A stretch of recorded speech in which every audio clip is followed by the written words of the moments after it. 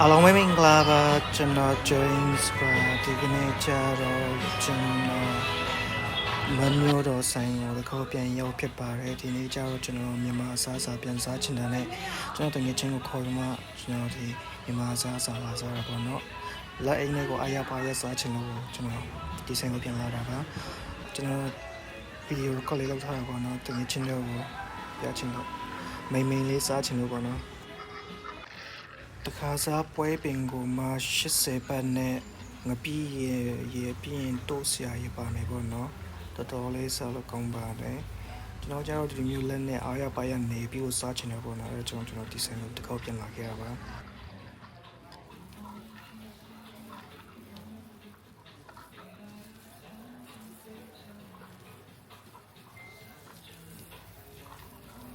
တိုးဆရာရေပြီးငပီးရေ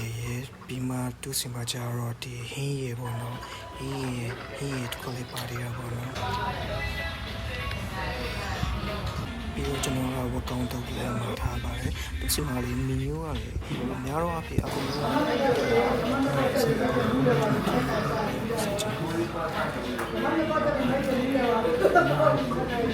တကယ်တော့တကယ်ချင်းတို့ကြည့်ရှုတော့ဒီဆိုင်မှာလာစားချင်တယ်ဆိုရင်သူကကြတော့ဒီတုတ်ကွန်တော်တဲ့လန်တီတုတ်ကွန်တော်တဲ့လန်တီဆွဲ15ဒီဘက်ကနေဝင်လာလို့လည်းရတယ်အဲ့ကနေဝင်လာပြီဆိုရင်ဒီမမျိုးတော့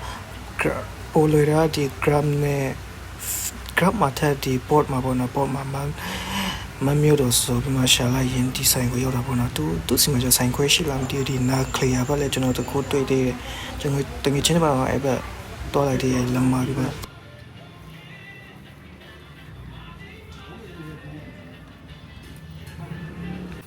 ဒီတယောက်လည်းအားရပါရတော်တော်ဆွဲနေပြီဒီတယောက်လည်းမြန်မာစားချင်တယ်နဲ့ထိုးလေးတခါပဲခေါ်လိုက်တယ်